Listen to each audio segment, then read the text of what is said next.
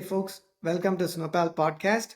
Our guest today is Juan Betancourt. Juan is the CEO of Humantelligence. Juan, thanks for taking the time to chat today. Thanks for having me here today, Krish. Could you give us a brief introduction, Juan, and then we can jump into the topic? We have a topic to kick us off, but we have a couple of other items we'll talk about as well. But before we get started, just an intro about you and your company and what you do. Yeah, so Juan Betancourt, I'm Cuban American from the Northeast of the U.S. Spent 22 years through education in college, Harvard, and then business school, Wharton.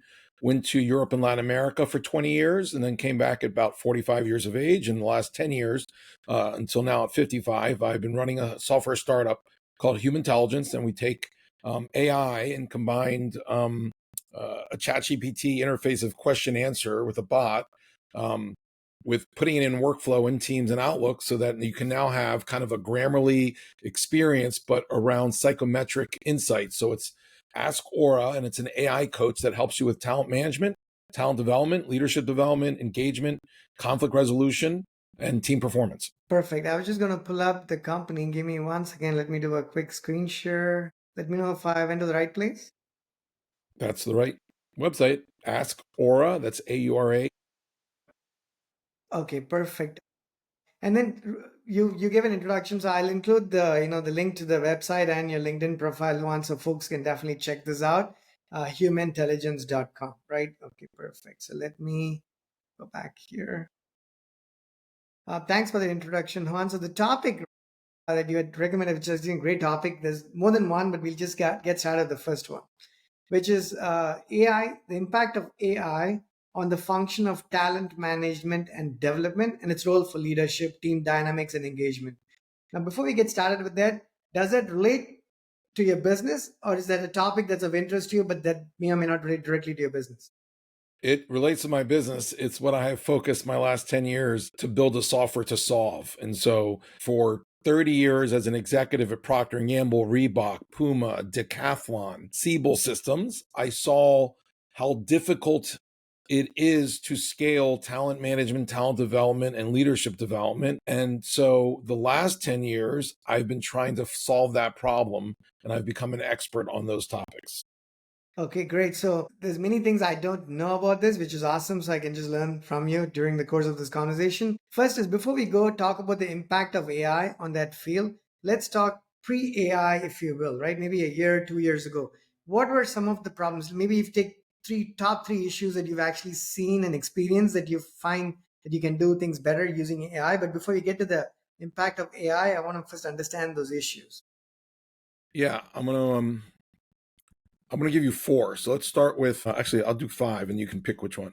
So first, there's a whole category for the last 50 years called psychometrics or personality tests. So at any large company, they do workshops around teams and leaders, and they give a personality test. There's some called like DISC and Predictive Index and Strength Finders and Clifton Strengths and Hogan Lominger. The problem with these personality tests is they take time, they cost a lot of money, so they're only for the top 5% of employees. The workshops cost $15,000 to bring a consultant in. And then after the workshop, all the people in the meeting say, oh, that was great. I learned it myself. I learned about others, how we can work better together, how I can lead better. But what do I do now when I go to work? So that's before AI and technology. And so none of those tools ever had an ROI. Everyone loved them, but ROI went to zero the minute they left the workshop. Okay. Now with AI. Oh, no, hang on. Oh, I'm sorry to interrupt, but before we go to AI, I want at least maybe a couple of other issues as Okay. well. A second challenge is coaching. Today, the only people who get coaching are the C-suite or SVP or VPs, right? You pay $20,000 for 2 hours a month or maybe an hour a week for some coach to give advice on how to lead, how to develop their team. Or, for example, if you're an international employee, how to be a executive in a new country. These are $10,000, $20,000 a year coaching programs only for the elite at companies. It's not democratized to all employees and all leaders and all managers. So that's the second one. A third one is leadership development. Gartner just came out last week, 2025 numbers. 85% of first-time managers and leaders never get leadership training until 5 years in. So can you imagine how many miserable subordinates and team members there are and how stressed out new leaders are because they're flying blind? And then they also came out with a statistic that over one's career, only 1 in 2 leaders or managers ever get training on leadership. So leadership never, and training around it, has never been able to get scaled down to the manager level at companies. Okay. Okay. And then another, and I think those are 3 great ones. Okay, perfect. Right. So we'll go with them. So psychometrics, let's start with that. You mentioned the personality test, but before we go into each of those and dig a little bit deeper, these 3 items, the issues that you mentioned, Juan, who were they applicable to? Was it for certain roles that were being filled, or was it applicable generally to a wide variety of roles that you saw were filled in company? These 3 things, unfortunately, have only been topics with products for the top 5% at any company. Okay. So only for the elite business leaders, not for the rest of us. And that's the problem. Okay. So in other words, the whole notion of whether it's psychometrics and these tests were for the top, you said 5% of the company. Correct, because they're too expensive, they're too complicated. You need to spend money on a consultant to explain the result, and you usually have to take people out of work. And so you're not going to do any of those things with a store manager of a Burger King, or a manufacturing floor shop manager, or just a regular person who manages 3 people at a big Fortune 500. It's too expensive, and there has not been ways of getting these people to use the tool other than in the workshop. So I think they would pay a lot of money if then it could get used every single day by their employees, but nobody ever figured out how to do that before us. Okay, so let's start with the psychometrics, right? The personality test. You said they take time, they cost a lot of money, so it was just not a viable model. But the thing I also want to understand before I ask my specific question is, as a developer, let's say a lot of our community are developers and architects and engineers, and during the course of my career, I have taken some of those, but that's not necessarily an integral part of the engineering hiring process per se. So does that mean that these are more applicable and commonly in place for other types of positions, but not necessarily for engineering positions? So you can use psychometrics for 2 areas. The one that we're solving the problem for around talent development, talent management, leadership, or you can use them for hiring. In the past, many have been used for hiring. And so it would come into play in hiring if a company believes that they have the perfect profile for a role. Now, the challenge with developers and engineers is that usually a company wants a Ruby on Rails or a React expert, and so they're just looking for the skill set. They're not looking for the hard skill set, not the soft skills. This is all with measuring soft skills. And unfortunately for developers, most companies just assume we get the skill set, check the box. They don't realize that long-term predictive success is culture fit. So the Ruby on Rails developer at Cisco might fail at Intel, and vice versa, even though they'd be great at one of the two. And that's a culture problem, not a skill set problem. So unfortunately, HR and hiring have missed the boat on how to correctly use psychometrics for hiring. That's a very interesting point that you make there, Juan, because even in my career, as we've worked with clients and companies and interviews and whatnot, it almost always feels, at least as an engineer who's building software, companies are only looking to see, hey, can Juan solve this problem for me? Myopic in many ways, right? But you know what? They're like, I'm not talking just for consultants who are there only for 3 months or 6 months or a year. I don't know how it works for much long-term positions, but I don't know if that stress has been placed on those tests. But let me play the devil's advocate here. If someone came and told you, Juan, it's great to hire somebody, making sure Krish does not just have the skills, but he also has the cultural fit with Juan's organization. But the other side of it is, you're like, you know what? I need to get the job done. I don't have time to go through all of this. Can Krish come help me out? And then if it doesn't work out, we'll deal with it later. What is wrong with that approach? What is wrong with that myopic That approach leads to 30% turnover and 30% of people being miserable, and only 1 in 3 persons succeeding and staying long term. You can have both. It's just inserting a 10-minute personality test in the process, but it's not just giving it to applicants. What most hiring managers and functions lose sight of is every company already has the answer inside their company of what will fit. And it's not what they put on the website as values and company culture. That is not accurate. Professor Donsel at Harvard Business School and MIT proved without a doubt that, I think with like 180,000 people across the top 500 companies, there is zero correlation with what people put on the website and the reality of company. No. So the way you measure culture fit is, first step, give our 10-minute assessment, which measures behaviors, motivators, and values that drive the behaviors, work styles, communication styles, And learning styles, those are your culture for one person, if you have them in your company, two people, five, team of 10, division of 100, 20,000, bottom up, roll up. And so what you can do with this, and by the way, the marketing function at a company has a very different culture than the sales function, than the finance function, than the developer team function. And developers doing waterfall development have very different culture than those doing agile, different culture than someone doing Ruby on Rails. So there's lots of pockets of different culture. And so what you do is for every job, you would take your top, let's say 30 developers or 300, how many you have, and your bottom 300 and compare of the 28 attributes we measure across motivators, work styles, behaviors. What are the 4 or 5 that are in every one of your high performers at an extreme? And what are the 4 or 5 that are an extreme in your low performers? And now you've created an ideal profile of high performers. Once you get that existing data ideal profile, okay, from your existing employees, then when you hire, you just send out a link through your applicant tracking system. We've integrated to all of them. So you just push a button, they take it, and it'll rank of 1,000 applicants.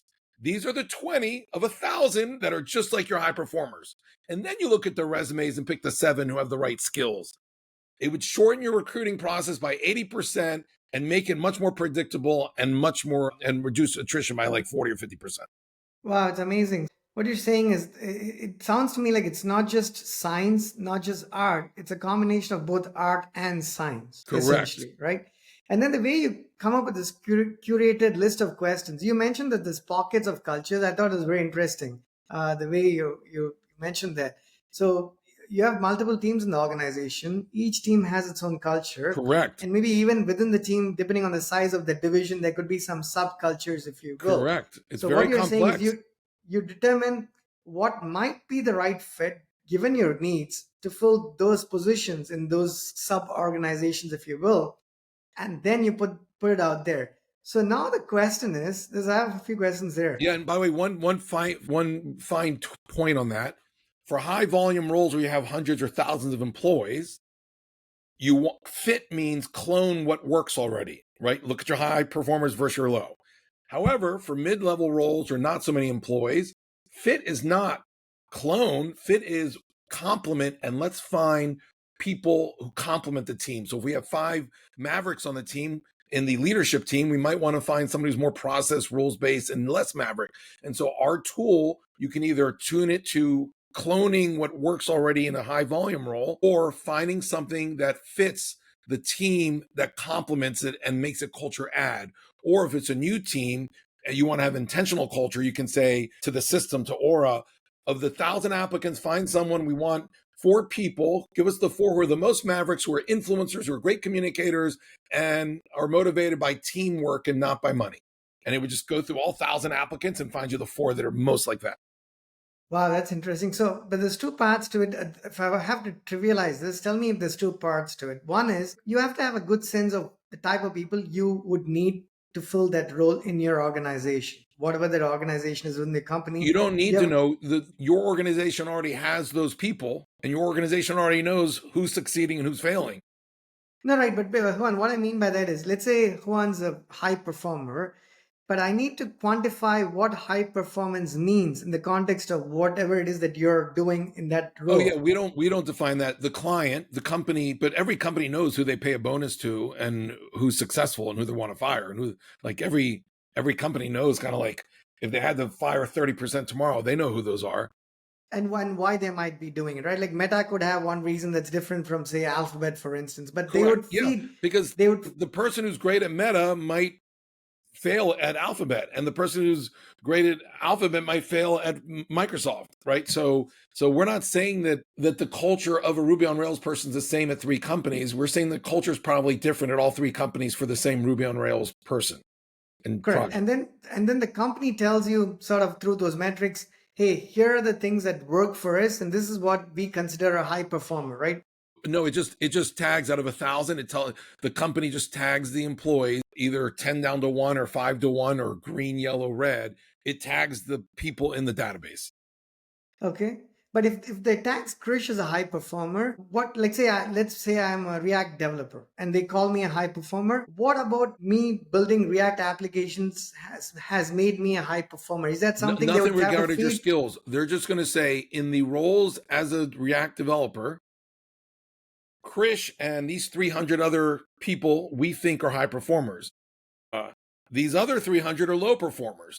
Our system just uses computing power to see if there's any correlation among the high people and any correlation among the low and what the difference is. Okay, and for that it needs data that's internal Right. to the organization. All those employees take our 10-minute assessment, personality assessment. Okay, they do. That's And where the system understands you and the other 300 high performers and your behaviors and your motivators and your work styles. There's 28 attributes, and then it'll do the same for the low performers. Got it, right? But does it also, now it has data, rich data that's pertinent to the organization, right? The high performers and low performers. Do you also go get public data to sort of make sense in the No, context because of all the public data is BS. Because there's a lot of companies say, oh, the ideal salesperson has this profile and these attributes. The ideal developer has these.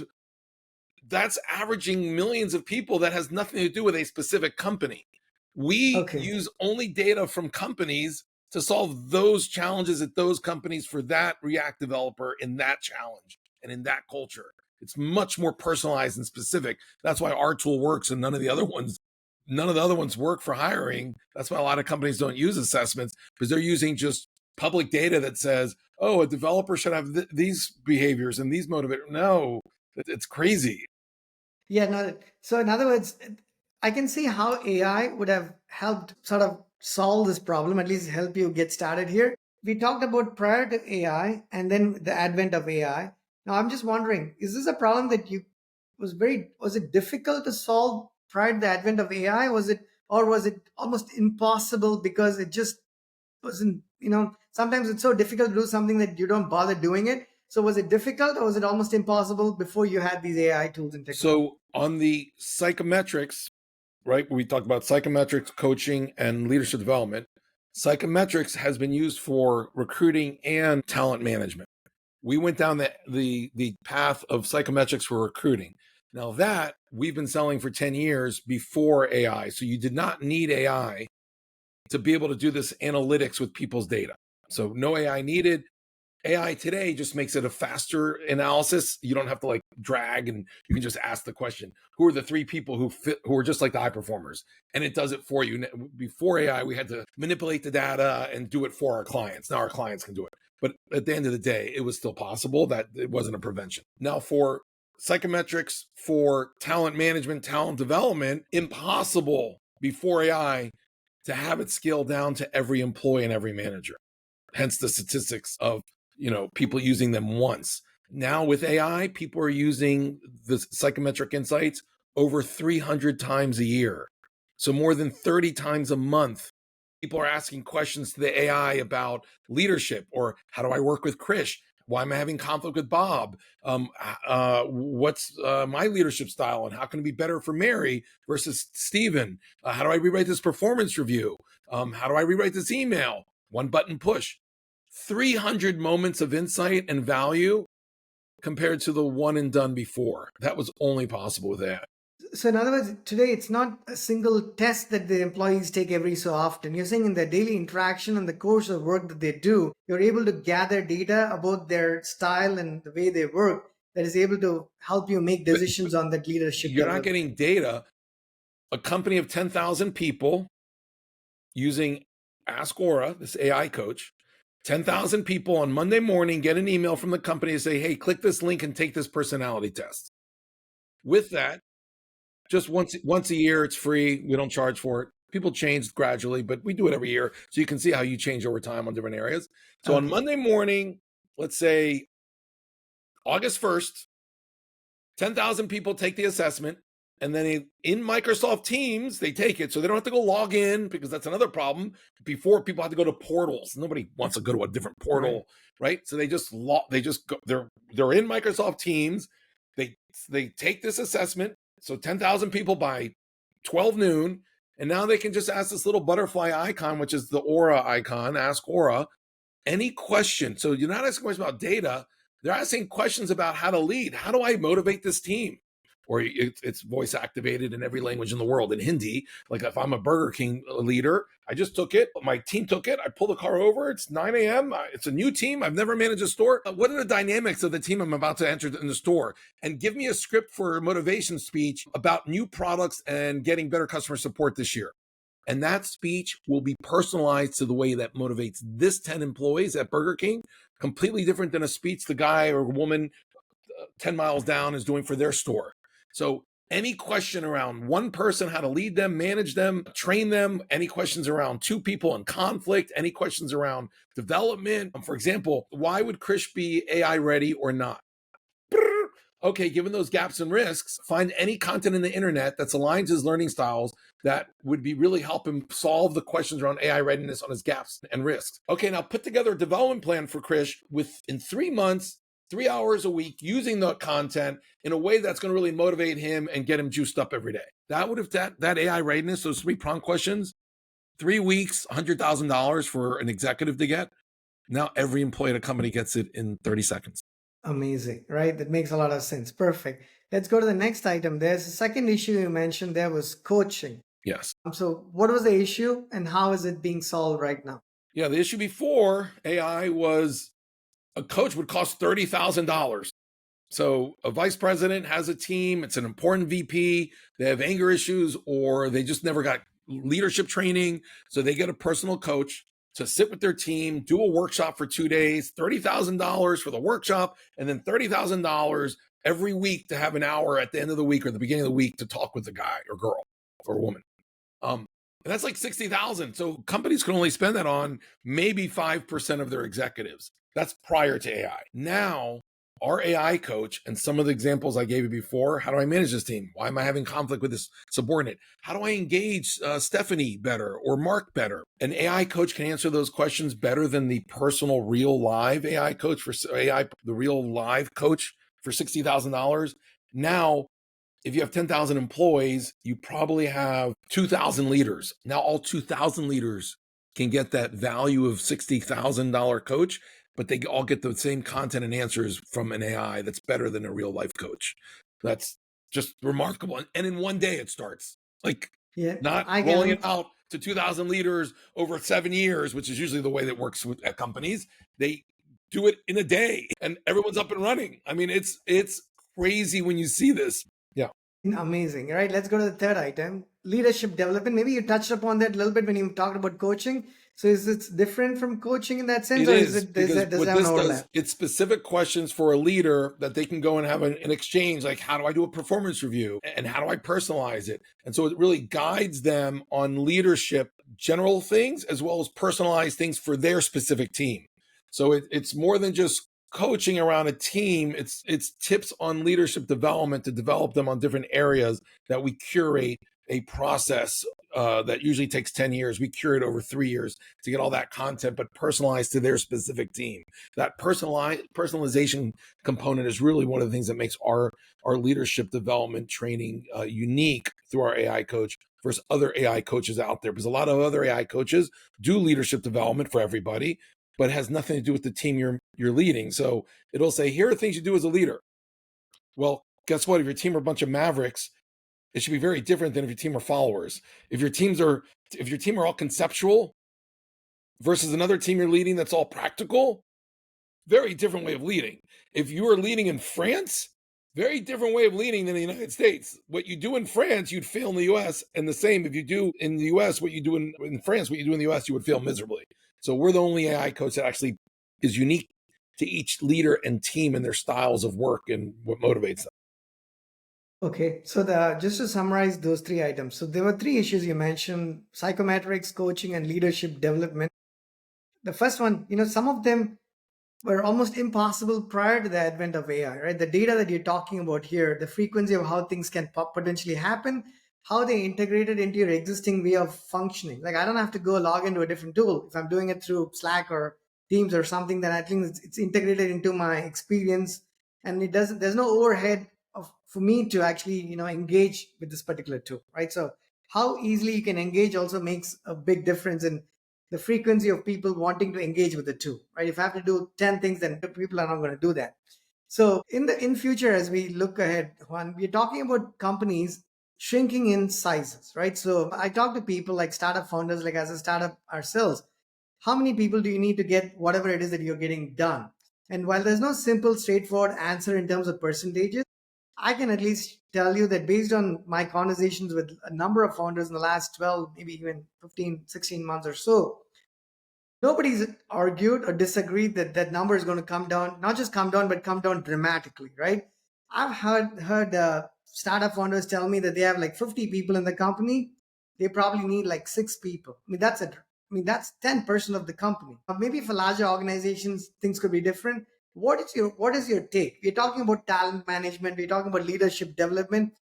Given what you're seeing in the industry and how things are progressing, what do you have to say about this? You can take real life examples or even manufactured ones if they make sense, but I want to get your thoughts on that.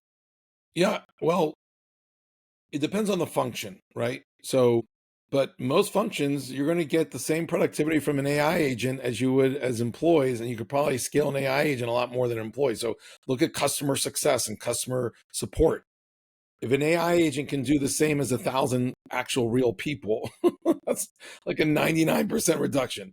Marketing, some higher level marketing things, you'll still need people, but content creation, outreach, back and forth, I mean, AI can do it. I know a guy, a good friend of mine, just started it's basically a platform with an AI agent called Mia that will do all the reservations for every space in every restaurant and every hotel and every event space in the country.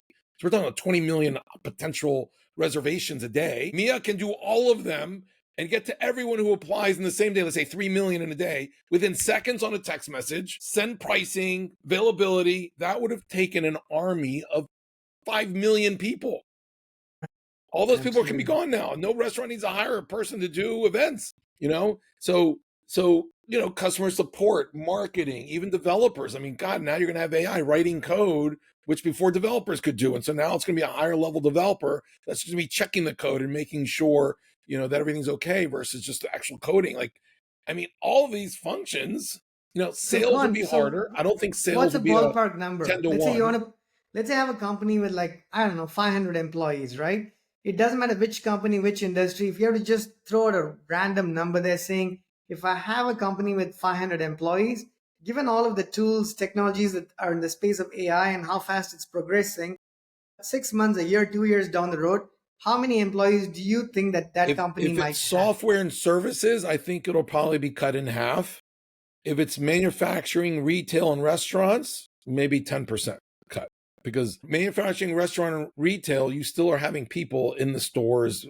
Like there is an experience that's physical for those three industries. For now, right? For now, I mean, one day we'll have robots in the retail and restaurants, right? But you said in the next 5 years. So in 30 years, I think even those industries, manufacturing, restaurant, retail. So it sounds to me like you're not expecting Optimus to be in the hundreds of thousands by the end of this year. No, no, I'm just kidding. Not by the end of this year. But, but look, the internet didn't displace people to unemployment. It just displaced people to other things. I saw a phrase, I don't remember who said it, but I saw it on LinkedIn.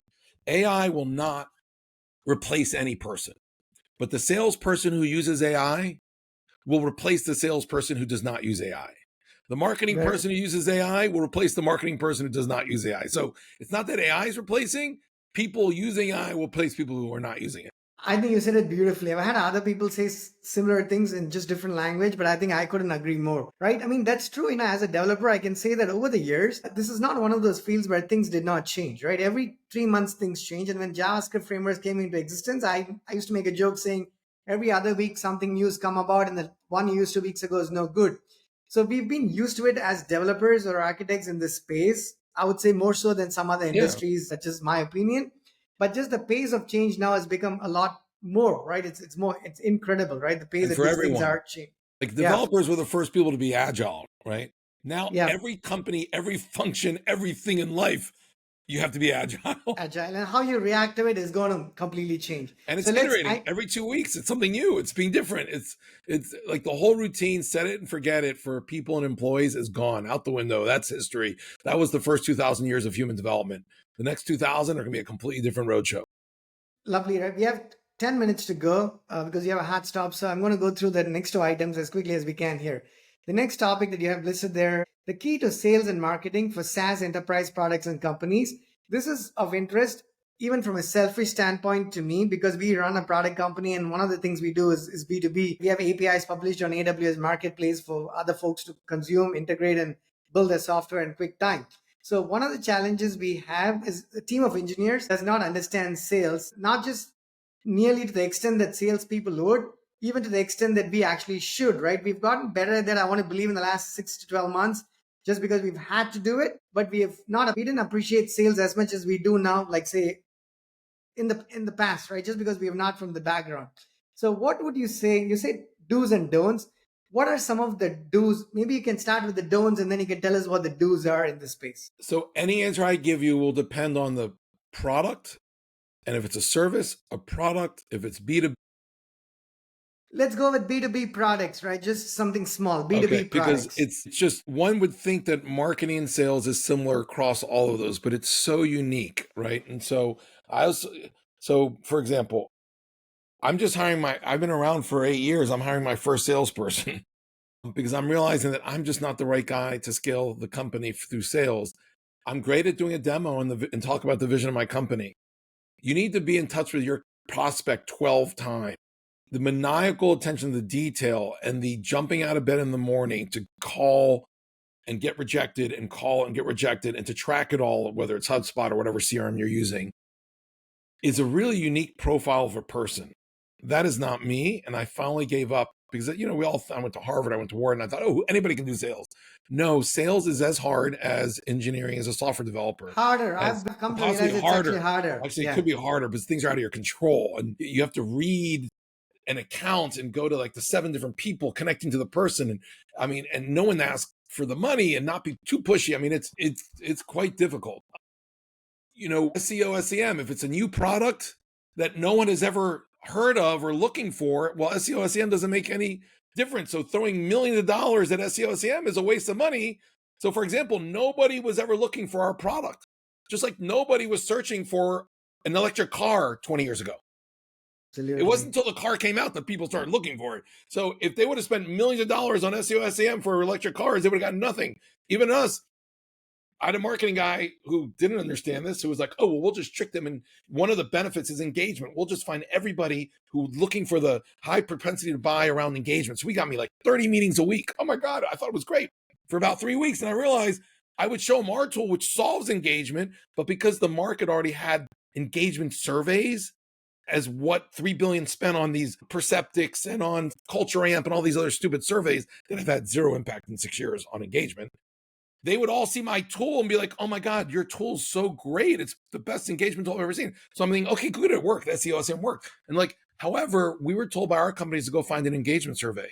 So don't waste money on marketing spend if it's a completely new product that nobody's looking for, that they need because it solves a problem they already have, but that they cannot imagine exists. And so that was a huge learning. Don't go to the conferences. Don't spend money on pitch competitions. These pay for meetings almost never work out. All these things are just really tough. For new companies, new products in B2B, the best way to grow is through trusted relationships and hiring sales executives who are employed. Don't ever hire an unemployed salesperson. We got burned so much with that. So employed salesperson to bring relationships that are the relationships with buyers of what you're already selling. Like for us, it's talent management, talent development. So going find somebody who has sold to talent management, talent development. It'll cut the sales cycle by 50%.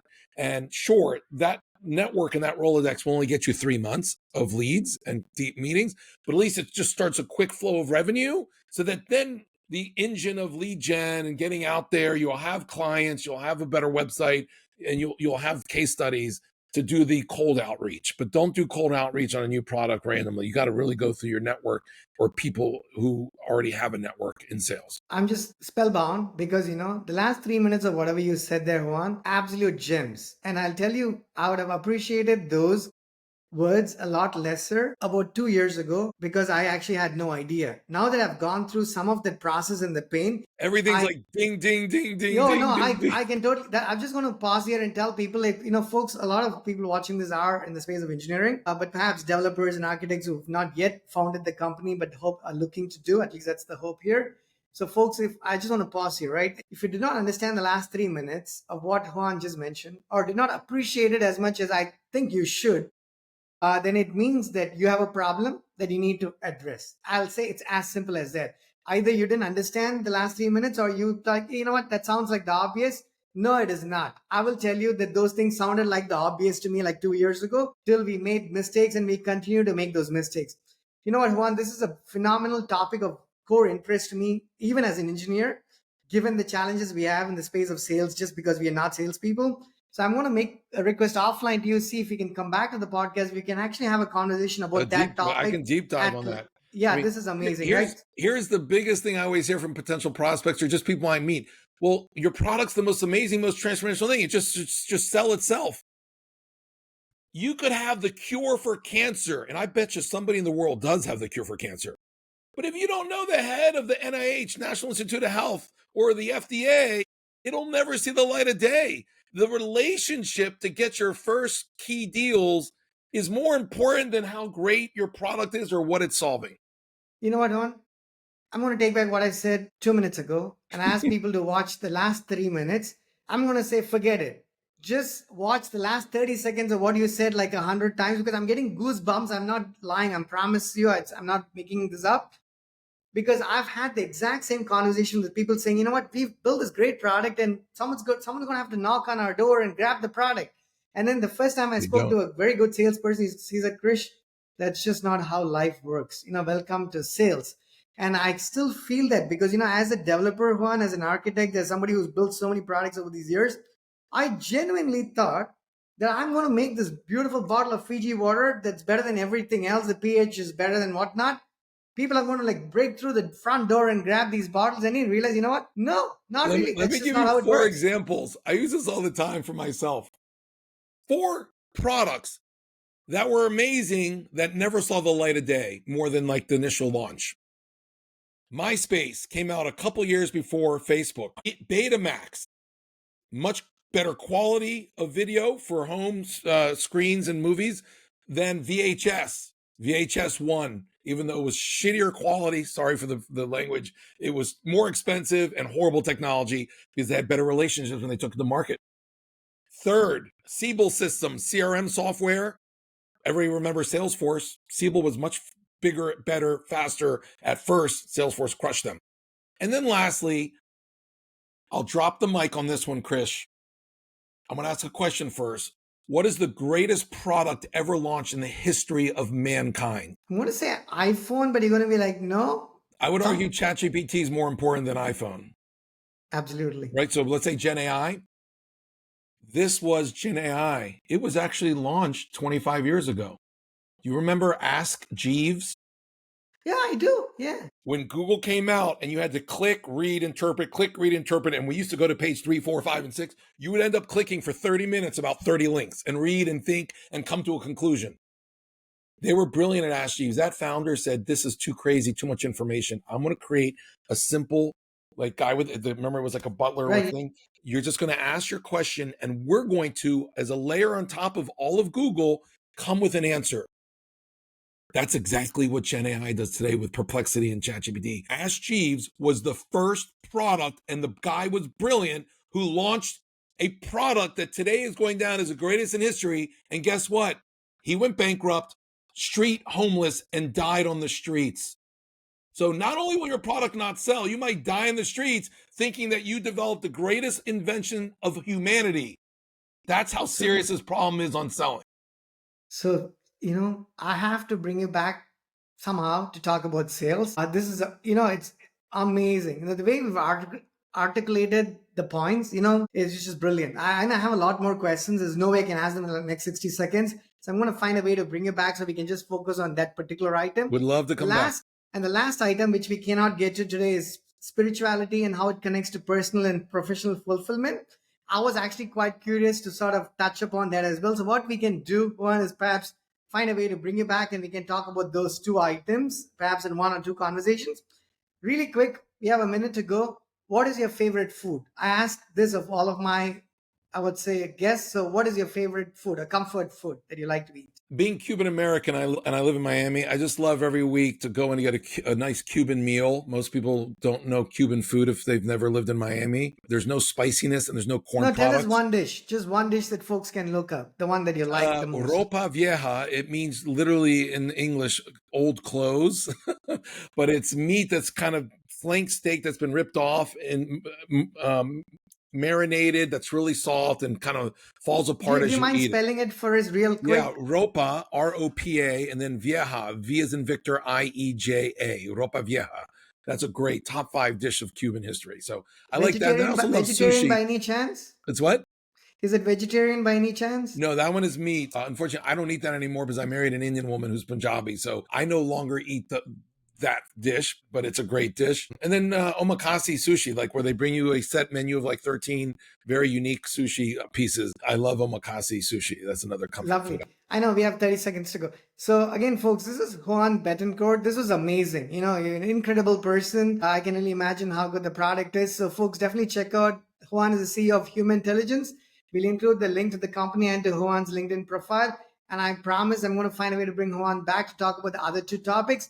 Any closing comments before we call it done here? Nope. I look forward to more time with you, Krish. And if any of your listeners have questions for me, to reach out to me at juan@humantelligence.com. Absolutely. Thank you so much, Juan. Thank you. Cheers. Talk to you later. Bye.